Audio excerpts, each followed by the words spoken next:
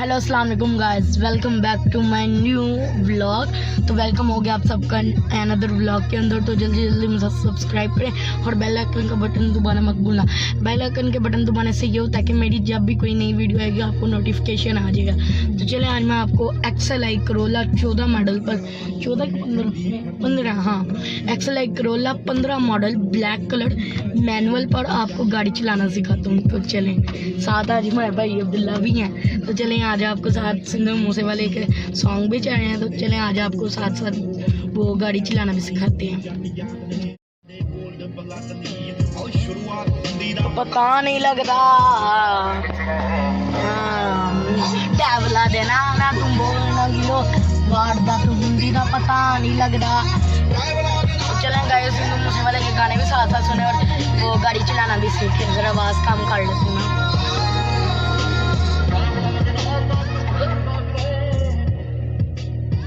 तो हाँ जी गाइस, ये हम बैठे हुए हैं XLI Corolla गाड़ी में। तो गाइस ये है रेस, ये है रेस, ये है ब्रेक, ये है क्लच। तो जब हमने क्लच लगाना ना तो हमने ये क्लच लगाना, गियर लगाना ना तो हमने क्लच दबाना और ये भी गियर में गाड़ी। इसको ऐसे ऐसे करेंगे, न्यूट्रल हो जाएगी, 1 सेकंड न्यूट्रल हो जाएगी। ये पहला गियर, आहिस्ता आहिस्ता क्लच छोड़ना है 5 से 10 सेकंड बाद, फिर दूसरा गियर, फिर उसके बाद ये तीसरा गियर, चौथा गियर।